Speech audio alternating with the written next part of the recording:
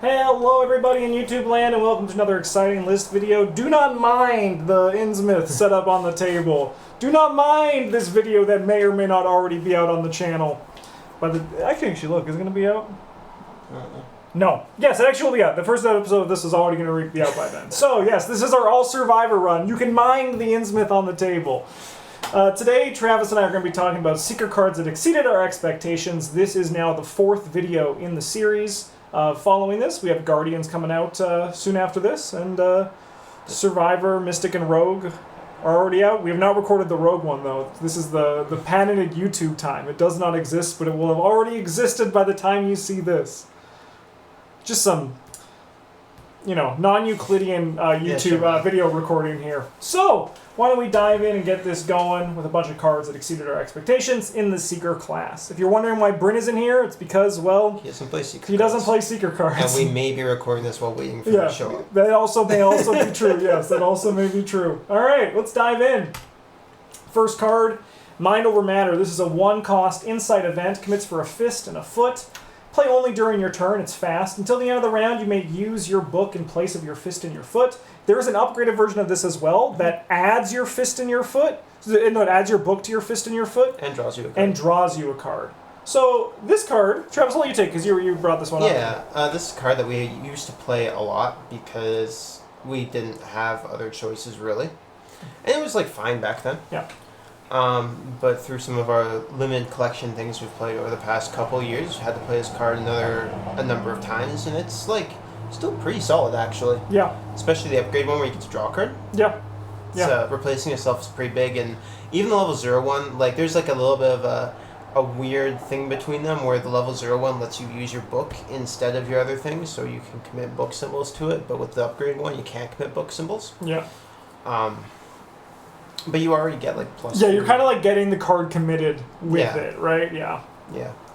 But no, it's a surprisingly, it's a relatively unassuming tool for Seekers. Yeah, and I mean, I feel when we play a lot of 3-player too, it doesn't really come up too often because normally the Seeker can kind of just put their head down and ignore everybody else at the table, right? Yeah. But in 2-player especially, this is really powerful to even just have a 1-of in your deck if you need it to just get you out of a bind.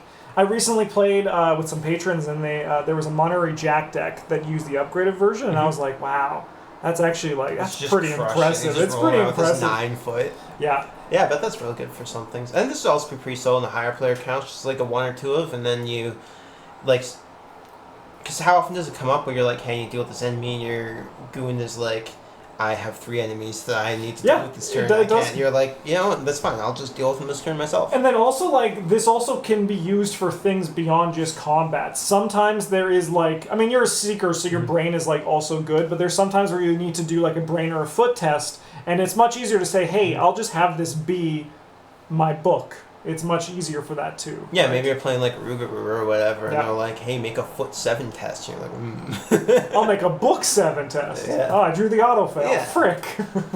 Yeah. Now, that Monterey Jack was sweet. Well, you get to try again. It's till the end of the round, Justin. It's true, yeah, it is true. Yeah, Monterey Jack. He was our fighter. He was our goon. It was a really cool deck, yeah. And it worked out well, yeah. All right. Next one we got here is Deduction Level 2. Yeah. So you might think, how does this exceed your expectations? Well, we always kind of knew it would be good. Yeah. But we didn't think it was going to be we thought it was going to be this is a card that you put in as a quality of life thing. Mm-hmm. Where you're I don't have anything else in my experience line. Might as well make my deductions. Or it's my gravy upgrade. Yeah. Right? True, we thought of it overpower upgrades. We'll get this eventually. Yeah, we'll get it if we have some experience laying around. But no, this card is... This is what your deck does. Yeah, yeah. Yeah, in 2-player, it's less impactful, but in 3 or 4, it's it really Yeah, especially shines. in 3 players, get those 2 additional clues, you get to suck an entire player's count's worth of clues off a location. It's Yeah. And then it also just becomes even better, too, because, you look at it Norman Withers with Astronomical Atlas and his signature. Pardon? Oh, that's right, just the regular one. Then I was going to say, actually, so I'm going to still say my point, even though I'm wrong. But it even just shows, because I think all these things, we look at these powerful effects, but it's really just deduction that makes it powerful. Yeah. Right? So, like, Yeah. even though my example of Norman is wrong, you look at practice makes perfect. It gets better because of deduction, right? Yeah. You look at anyone who can play, like, who can, like, recur deduction, and it becomes powerful because of deduction. So while these things are exciting and, like, exceed our expectations, it's really just, like, we can point back to deduction 2. And even just deduction 0 for that happening. Yeah. I mean, yeah, like, if you have a way to commit deduction 0 to a test every round, it's like... Being Rex. It's like getting 2 actions every action. And it's one of those things, too, where, like, people can maybe like, is that harmful for the game? But like deduction on its own is a needed card, right? Yeah. Like it's like Vicious Blow. You need the cards that boost the tempo. Mm-hmm. And then it's also okay if there's like this multi-step combo to recur it. It's just practice makes perfect is a bit efficient. Yeah, like I could see people making drawing similarities between this and like Resourceful, in that like it kind of is a little bit too good, but deduction in particular is like. Yeah, it might be a little bit too good, but you need it. Yeah, and that's even like when I point like to Resourceful and stuff like that, I think also as well, like it's good, but Survivor needs it, right? Like it's their skill that does the thing that their class does. And then like I do think Resourceful would be like toned down a little bit. I still think if Resourceful just removed itself from the game, then that would be... Or if it only hit like level 0 cards, 0 to something 2, like that. 0 yeah, to 2, something like that. But... But we're here to talk about deduction. I love the man looking at the tablet being like, whoa. Yeah. There's clues here. Yeah, well, he's deducing what's on it. He's Yeah, got like a little cipher on the left-hand side. Yeah, he's like, oh my, is this Yig? That's what he's like, is this Yig? I think it is actually Yig. It is. Yes. Yeah. Alright, what do we got next? Guidance. Oh, I didn't read what deduction does, but it's like deduction but more. Guidance is a zero-cost event. Commits for a while. It's an insight. Choose another investigator location who has yet to take his or her turn this round. That investigator may take an additional action during his or her turn this round. Yes, this card reads like garbage. Yeah. And it is most of the time. But I've played it more than I thought I would. Yeah. Guidance sits in that spot where I'm like, this might not be the best place for a card to sit to look at its like quality. But it's in that spot where, like, okay, we're building a jank deck for Travis, Bryn, and I to play. I'm going to put Guidance in here because, like, I need to fill a spot. And if I give them more action, right? Yeah, no, this card does have a niche where, basically, if you can use it to generate an extra action, it's very strong. It's good, very good with Farsight, and also with the... yeah, definitely. The Cryptic Grimoire that is not the Elder Guardian one. Yeah. The one that lets you play your insights fast. Can also be like solid in just like secret decks in general to give your fighter an extra action. Yep. To deal with whatever big enemy showed up, like especially depending on what the campaign you're playing. Like a little bit of spoilers here, but in Innsmouth there's a couple scenarios where you have big enemies that show up, and you know those need to be dealt with in a timely fashion if you're going to deal with them, and like you're not going to be able to just go off and get clues without your guardian in those scenarios. So you can support them fighting. It's like supporting them to fight the enemy without like having to do it yourself. Because like if you just look at this card as like your fighter gets one more action to make an attack that deals 2 damage, that could be scenario winning. Yeah. Instead of you like doing nothing with your turn. Yeah, I'll draw a card. I'll gain a resource, right? Yeah. Yeah, like, and I think as well too, like with all these tools that, like the Farsight seems really sick. Like, as you get action positive. And then also just I think that like a flex investigator who can run this is also probably good, because like you're like, I grab some clues here, you can do something better because you're better made for it. Like you can grab more clues, you can grab more, you can deal more damage. And I think as well that also we may one day see a home where this also can be good too, like an investigator. Like I know that they probably never will, but they're already kind of doing it with Bob. They've gotten really good at designing multiplayer mechanics that work for solo. And I can see that also being like where this can come into place for that too. Yep. Yeah. Yep. But yeah, it's not great, but it's better than trash. Than being like it's better than teamwork. Yes. Yeah. It's better than like the binder fodder we thought it was. Yeah. Yeah. Next up, we got True Understanding. This is a level 0 skill. It's innate. Commit only to a skill test from an ability printed on a scenario card. If this skill test is successful, discover 1 clue your location. Commits for a while.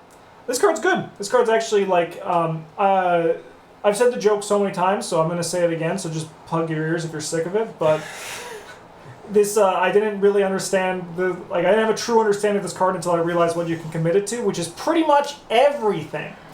Like, just don't commit it to, like, a basic investigate, a basic, fight, a basic evade, or anything printed on one of your cards. Yeah. Yeah. So, like, this card is quietly very efficient. It is very good, yes. Yeah. I never play personally, but... Yeah. Because, like, it's just one of those things where if you commit it, like, you get an easy brain test on an encounter card. You can be like, now this encounter card says if you pass this test, discover a clue at your location. Right? It is sort of like extra deductions without the abusable part of being deduction. Yeah, yeah. And, like, it's by no means, like, on par with deduction. Like, there's, like, I'm not going to say that for a second. But it is, if you haven't played it, you should consider trying it out because it's going to impress you more than you think it will. Yeah, especially on someone who cares about innate skills. You play this on, like, Min, it's quite strong. Yeah. I think Silas can get some decent use out of this, especially definitely. depending on the campaign. Mm-hmm. Yep. As well, too, that my hope is that because that looks like Mr. Daryl Simmons in the art, that Daryl Simmons, when he's spoiled, is good for this card, because that would be fun. Yeah. That's the hope. I had a dream that they spoiled everybody, and I could not read the cards. They just kept, like, people just kept moving the page further away from me, and I was like, no, I need to see it. I was like, I made content, let me see it. And everyone just kept, like, ooh, passing it around the table. Maybe we'll get, like, clues on location tribal. I think like, so. Putting clues down for Daryl. Honestly, because of the card that was spoiled, and because of this Hawkeye folding camera, I think he's going to be, and, like, same with Sharp Vision, I think he's going to be less skill-focused as people thought. But he's going to be more when the last clue is discovered from a location. Yeah, either that or, like, if you would put a clue on location, you can, like, pay resources instead or something like that to help pay for those effects. Yeah, I think so. Neat. Yeah, that's, I think, the most likely line. And I think that's what's so... I'm going off a little tangent here, but my favorite thing about this game is when you... The design that they can explore with these characters. Because, like, Joe Diamond, everyone was like, oh, Joe's the hunch guy. He was not that before this, right? Like... They designed a cool design space that exists for them. Like, even, like, some of the classics, like Wendy, right? What we know as Wendy now, she wasn't, like, this idea before, right? Which I think is really cool. So we have all these ideas of what these characters could be, but the design for them can just be really out there for it, which is cool. Yeah. Yeah. Scroll of Secrets, level 3. This is a 1-cost item tome asset. Takes up a hand slot. Commits for 2 books. Uses 3 secrets. As a lightning bolt with the taboo version, which is what we are going to be talking about. Relevant to us. You can exhaust Scroll of Secrets and spend a secret. Look at the bottom 3 cards of any investigator's deck or the encounter deck. You may discard one of those cards. You may add one of those cards to its owner's hand and place the rest of those cards in either the top or the bottom of the deck in any order. If you have not played with this card, you should play with this card because it'll quickly show you just how strong it is. It's a lot of value for no actions and 1 resource. For 1 reason, just to play it. To play it, you get effectively. I'm not going to say that this is an accurate number, but it's a little bit of a hyperbole. 1 million cards out of it. Like, you just get so much. The accountant here's like, I don't trust this guy to do his taxes. Like, he's just going to be like, I made about $1 million this year. About that much. Yeah. But you get so many cards out of this. It also can, like, deal with weaknesses, which is also, like, not, like, you're not like, okay, that's what makes it really powerful, but it's just, like, a convenient upside on already a lot of really good value. Mm-hmm. Yeah. It also has some, like, really abusable things to it, where it's, like, an item that commits for 2 books. Yes. It's a tome.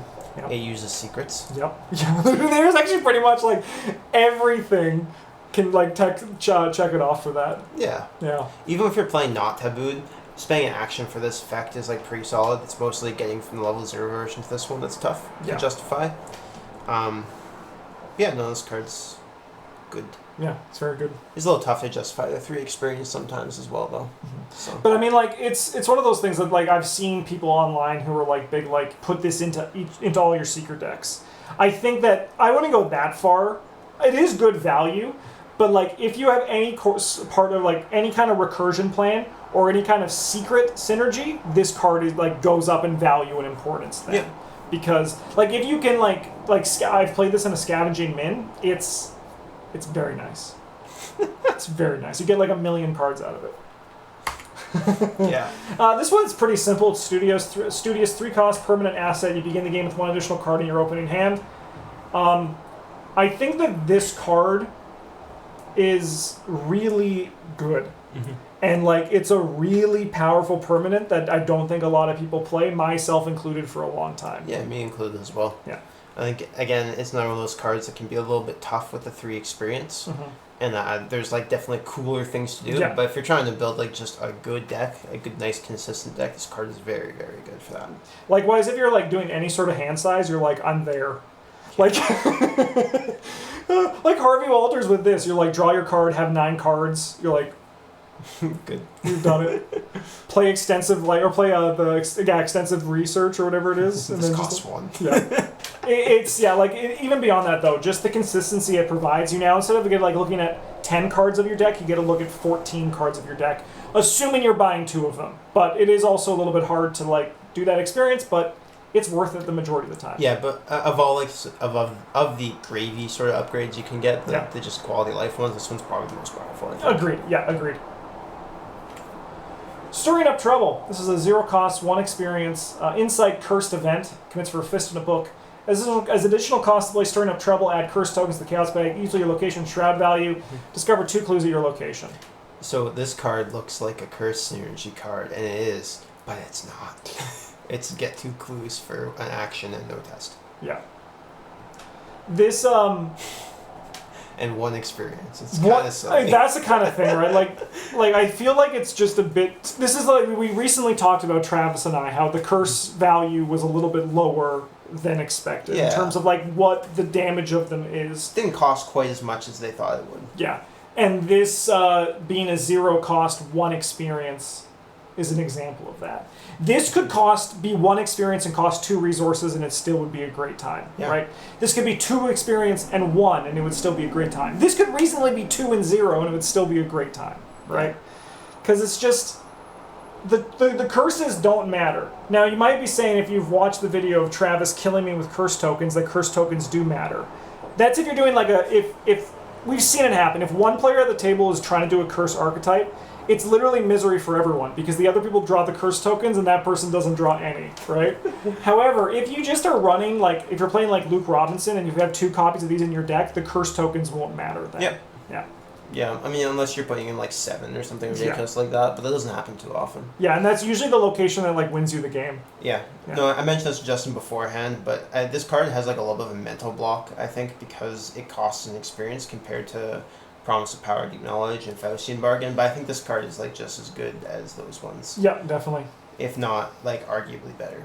Like, 2 clues for an action. Like, man. Yeah. Yeah. Next up here, we got Pocket Telescope. This is a 2-cost asset, item tool, commits for a book, takes up a hand slot. As a lightning bolt, you can exhaust Pocket Telescope, look at the revealed side of it, connecting unrevealed location. As an action, you can investigate or reveal the connecting location as if you were there. Yeah, this card, when it came out, we were talking about how it's probably pretty good in some campaigns, especially Innsmouth. I've been playing it in our Innsmouth campaign. It's so good. Yeah. It's so Are you playing good, it in your Bob deck? No. Okay, that's good. That's good. Yeah. I agreed on that. Like, it's just so good.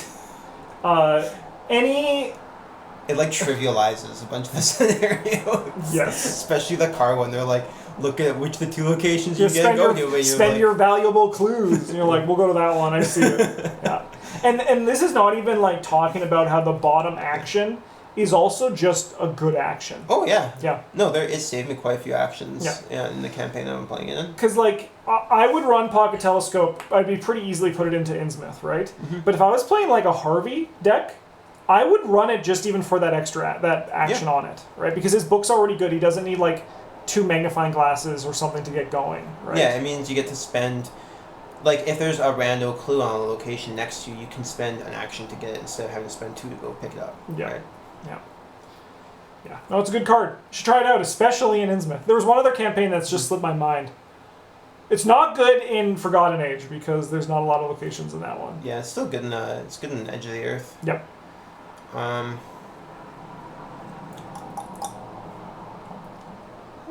I'm going to just predict right now it's going to be good in Scarlet Keys. That's just a shot in the dark. We know absolutely nothing. But they said the maps were going to be smaller.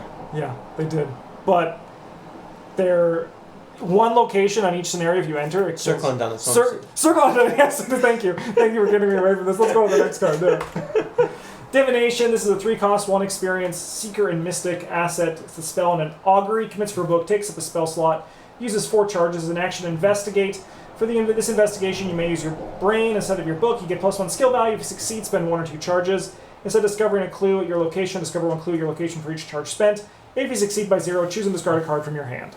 Yeah, so initially when this card came out, I was like, it's the Mystic spell from this cycle. Woo! It's how they get clues. But it's not. It's actually deduction for Seekers. Yeah. It's like, what's it called? Fingerprint kit, but better. Yes, yeah. It actually, yeah. Kind of, yeah. Yeah, you get like 1 less, but like you use them. It's much more flexible in what it does. And you don't do the thing that Bryn always does, where you fail when you use it. That's Bryn's problem. It's not indicative of the general public using that card, Justin. You know how it is. That is true. He is cursed somehow. I'm excited to put bless tokens in when we record today because he's going to draw a lot of auto fails off of them. Yeah. Yeah. No. I mean, I've talked about this one. We talked about it in the Mystic video too, I believe. But like, just also only spending charge when you pass is really nice. Yep. Yeah.